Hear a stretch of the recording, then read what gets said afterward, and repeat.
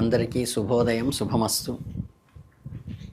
మన తులారాశి వారికి ఈ పరాభవనామ సంవత్సర ఉగాది శుభాభినందనలు. మనకి ఈ ఉగాది తెలుగు సంవత్సర రాశి ఫలాల్లోకి వెళ్తే ఏమవుతుందంటే, ఈ 2026-27 సంవత్సరం అంటే ఈ తెలుగు పరాభవ సంవత్సరంలో వీళ్ళకి కందాయ ఫలాల్లో ఆదాయం 5 ఉంది, ఖర్చు 14 ఉంది. అంటే ఆదాయానికి మించిన ఖర్చులు ఉన్నాయి. ఇక రాజపూజ్యం 6 ఉంటే అవమానం కేవలం 3 ఉంది. అంటే గౌరవ మర్యాదలు విపరీతంగా ఉంటాయి. కొద్దిగా ఆ గౌరవ మర్యాదల కోసం ఎక్స్పెండిచర్ ఎక్కువ ఖర్చు పెట్టాల్సి వస్తుంది. ఇక శనేశ్వరుడు ఈ సంవత్సరం అంతా కూడా 6వ ఇంట్లో సంచరిస్తారు. అలాగే 6వ ఇంట శని ఉండటం వల్ల శత్రువులపై విజయము, ఆరోగ్యము మరియు పోటీ పరీక్షల్లో విజయం, కాంపిటేటివ్ ఎగ్జామ్స్లో విజయం సాధిస్తారు. గురువు జూన్ 1 నుంచి 9వ ఇంట, అక్టోబర్ 30 వరకు 10వ ఇంట, ఆ తర్వాత ఫిబ్రవరి 24 వరకు 11వ ఇంట సంచరిస్తారు. రాహుకేతువుల సంచారం కూడా అనుకూలంగానే ఉంది.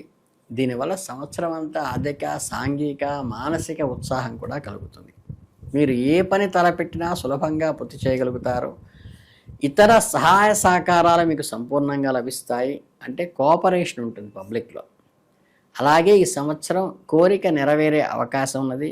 కుటుంబ సౌఖ్యము, సంతానం వలన లాభం కూడా కలిగే అవకాశం ఈ సంవత్సరంలో ఉంది. ఈ సంవత్సరం రాజకీయ నాయకులకు నూతన ప్రయత్నాలు రాణిస్తాయి. ఆకస్మిక ప్రయాణాలు లాభాన్ని కలిగిస్తాయి. ఉన్నత ఉద్యోగుల విషయానికి వస్తే వారు తలచిన పనులు నెరవేరటమే కాకుండా వృత్తి యందుకు అధిక కీర్తిని, ఉన్నత పదవిని కూడా పొందుతారు. దూర ప్రయాణాలు చేయవలసి వస్తుంది. అధికారుల ముప్పు పొందే అవకాశం ఉన్నది. మహిళా ఉద్యోగుల కీర్తి ప్రతిష్టలతో వృద్ధిలో రాణిస్తారు. సంతాన శుభం కలుగుతుంది. కాంట్రాక్టుదారులకు వృత్తి యందు సౌఖ్యము మరియు ధనలాభం ఉన్నప్పటికీ కొన్ని వ్యవహారాలందు చిక్కులు ఎదురయ్యే అవకాశం ఉంటుంది. ఈ ల్యాండ్ అంటే రియల్ ఎస్టేట్ రంగాల్లో క్రయ విక్రయాల్లో మేలు జరుగుతుంది. వాహన ప్రమాదాలు కొంత సూచించక తప్పదు. ఇక ఇండస్ట్రీ అంటే పారిశ్రామికవేత్తలకు ఫ్యాక్టరీల్లో అభివృద్ధి, దాంతోపాటు ఫేమ్, ఇన్ఫ్లుయెన్స్, కీర్తి ప్రతిష్టలు కూడా పెరుగుతాయి. ఈ 2026 సంవత్సరం ప్రథమార్థంలో జనవరి నుండి జూన్ వరకు విశ్లేషిస్తే సంవత్సర ప్రారంభం నుండే దైవారాధన పట్ల మీకు ఆసక్తి పెరుగుతుంది. మంచి ఫలితాలను ఇస్తుంది. వ్యాపార ఉద్యోగ రంగాల్లో ఉన్న వాళ్ళకి శుభఫలితాలు కలుగుతాయి. ఎన్నాళ్ళ నుంచో పూర్తిగానే పెండింగ్ పనులు కూడా ఈ ఉగాది తర్వాత మీకు నెరవేరుతాయి. అలాగే ఖర్చులు ఎక్కువగా ఉండి లాభాలు పెద్దగా కనిపించకపోయినప్పటికీ కూడా గౌరవ మర్యాదలకైతే లోటు ఉండదు. అంటే అప్పులు పెరుగుతాయి, అభిమానులు పెరుగుతారు. మనోవ్యాకులత, నూతన ప్రదేశాలకు ప్రయాణం చేసే సూచనలు కూడా మనం తప్పనిసరిగా చేయవలసిగా తప్పదు. ఇక ఓవరాల్గా చూస్తే ఏప్రిల్ నాటి పరిస్థితుల్లో పెద్దల వల్ల కొన్ని ముఖ్యమైన ప్రయోజనాలు సాధిస్తారు. వృత్తి, ఉద్యోగ, వ్యాపారాల్లో మంచి అభివృద్ధి సాధిస్తారు. ఆదాయం కంటే వ్యయం ఎక్కువగా ఉన్నప్పటికీ, అంటే రాబడి వస్తున్నట్టే ఖర్చులు అయిపోతున్నప్పటికీ కూడా కుటుంబమునందు కళ్యాణ గడియలు, శుభకార్యాలు జరుగుతాయి. మే నెలలో ఉద్యోగులకు యోగం కలుగుతుంది. వృత్తి, ఉద్యోగ, వ్యాపారాల్లో ఒత్తిడి పెరిగినప్పటికీ, స్థల మార్పులు వచ్చినప్పటికీ కూడా విజయము, గౌరవము పొందుతారు. ఇక జూన్ నాటికి ఏంటంటే విద్యా, వైజ్ఞానిక రంగాల్లో విశేషమైన కృషి చేయగలుగుతారు. కొత్త వస్త్రములు, బంధుమిత్రులతో సంతోషంగా గడపటము అలా టైం దొరుకుతుంది. ఆర్థిక లాభాలు అధికంగా ఉంటాయి. మీరు చేపట్టిన కార్యక్రమాలన్నీ సక్సెస్ అవుతాయి. ఇక సంవత్సరం ద్వితీయార్థం అంటే జూలై నుంచి వచ్చేసరికి ఏంటంటే ఆర్థిక వ్యవహారాలు తగ్గుట,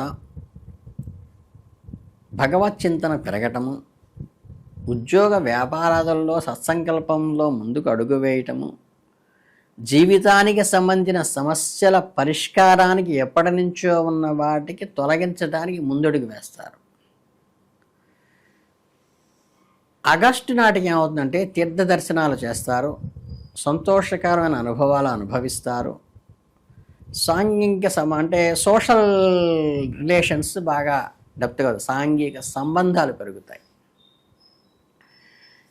ఇక సెప్టెంబర్ నెలకు వచ్చేసరికి ఏమవుతుందంటే మన సమస్యలకి శాశ్వత పరిష్కారాలకై అడుగులు వేస్తారు, రాజకీయ ప్రతిభ వెలుగులోకి వస్తుంది, మీ మాటకి విలువ పెరుగుతుంది. ఇకపోతే అక్టోబర్ నెలకి వచ్చేసరికి ఏంటంటే వ్యాపార సంబంధమైన లాభాలు పొందుతారు, వస్తువుల నాణ్యత మీద ఆలోచన చేస్తారు, మీ ఆలోచన కార్యరూపం దాల్చి కార్యసిద్ధిని కూడా కలిగిస్తాయి. ఆత్మీయులలో ఒకరి ఆరోగ్య పరిస్థితి మీకు ఆందోళన కలిగిస్తుంది. ఇక నవ అంబర్లోకి వచ్చేసరికి అంటే ధనలాభం గురించిన ఆలోచన చేస్తారు, మౌనం వహించటం మంచిది, అలివిగాని చోట అధికులమనరాదు అనే పద్ధతిలో ఈ నెల గడపండి. విద్యా పాండిత్యము పాఠవాలు ప్రదర్శన యందు నైపుణ్యత ఎక్స్పర్టైజేషన్ ముందుకు ఎక్స్పోజ్ చేయండి. ఇక డిసెంబర్ నెలలోకి వచ్చేసరికి కొంచెం వ్యాపారాందు శ్రద్ధ వహించాలి, రెస్పాన్సిబిలిటీ అంటే బాధ్యతలు ఎక్కువ తీసుకోవాలి, అగ్రిమెంటు రిజిస్ట్రేషన్ గురించి ఆలోచనలు చేయవలసిన అవసరం వస్తుంది. అదృష్టవశాత్తు మనకి చిత్తా నక్షత్రం వారు పగడాన్ని కానీ, స్వాతి నక్షత్రం వారు గోమేధికాన్ని కానీ, విశాఖ నక్షత్రం వారు పుష్యరాగాన్ని కానీ ఉంగరం ధరించి ఉన్నట్లయితే వాళ్ళకి అదృష్టం ఉంటుంది, వీలైతే ధరించండి. అలాగే 1, 3, 4, 6, 9 అదృష్ట సంఖ్యలుగాను, బుధ శుక్రవారాలు అదృష్ట వారాలుగాను చెప్పడం జరుగుతుంది. మీ ఇష్టదైవంను ఎల్లప్పుడూ తలుచుకోవటం మంచిది. మీకు వీలు కలిగినప్పుడల్లా మీ ఇలవేలు పైన దైవాన్ని దర్శనం చేసుకుని అర్చన చేయించుకోండి, సత్సంగాల్లో పాల్గొనండి. తప్పనిసరిగా దైవ ప్రార్థన ద్వారా మీకు అనుకూలమైన ఫలితాలు వస్తాయి. ఇక ఈ చిన్న చిన్న దోష నివారణకి కొన్ని నియమాలు పాటించాలి. అవి ఏంటంటే మంగళవారాలందు ఆంజనేయ స్వామికి ఆకు పూజ చేయించటం కానీ, సింధూరం లేపనం చేసి దాని మీద తైలాభిషేకం చేయటం కానీ, అప్పాలు నివేదన చేయటం ద్వారా కూడా మంచి జరుగుతుంది. అలాగే కుజుడికి కందులు నివేదన చేయటం ద్వారా కానీ, లేదా ఎర్రని వస్త్రాన్ని పేదలకు దానం చేయటం ద్వారా కూడా మంచి జరుగుతుంది. శుక్రవారం నాడు లక్ష్మీ సహస్రనామం కూడా, అంటే సనత్కుమార సహితంగా ఉన్న లక్ష్మీ సహస్రనామాన్ని కొన్ని దొరుకుతాయి, వాటిని చేసుకోవడం చాలా శ్రేష్టము. సంధ్యా సమయంలో చేసుకోండి. రవ్వ కేసరి ప్రసాదాన్ని అమ్మవారికి పెడితే చాలా మంచిది.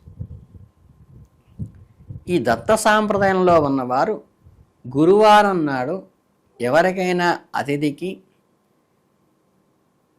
చక్కగా గోధుమ రొట్టెలు నివేదన చేయటం ద్వారా కానీ, శనగలు దానం చేయటం ద్వారా కానీ, శనగపిండితో తయారు చేసిన పదార్థాలు పెట్టడం ద్వారా గారా మంచి జరుగుతుంది. ఇక్కడ ఎంత డబ్బు ఖర్చు పెట్టి చేయవలసిన అవసరం లేదు. 1కి 4 సార్లు చెబుతున్నాను. మనస్ఫూర్తిగా మీకు ఉన్న అందుబాటులో దైవ సంస్కారాలన్నీ కూడా బంగారు విగ్రహం దగ్గర నుంచి వెండి విగ్రహం, రాగి విగ్రహము, ఆఖరికి ఇత్తడి, కంచు, ఇలా వచ్చి చివరికి పార్థివలింగాన్ని కూడా యాక్సెప్ట్ చేస్తారు. మీ పరిస్థితుల్ని అనుగుణంగా మాత్రమే అర్చన చేయమని భగవంతుడు చెప్పాడు. వీటికి ప్రమాణంగా అంటే ధనాన్ని ప్రమాణంగా ఎంచకుండా మీ స్వశక్తిని, దైవం మీద మీ కల భక్తిని మాత్రమే ముందు పెట్టుకుని మీ మనోధైర్యంతో ముందుకెళితే ఈ తులారాశి వారికి పరాభవనామ సంవత్సరంలో మెరుగైన ఫలితాలు పొందాలని, ఆరోగ్య ఐశ్వర్యాలతో తులతోగాలని మనస్ఫూర్తిగా ఆశీర్వదిస్తూ శుభమస్తు.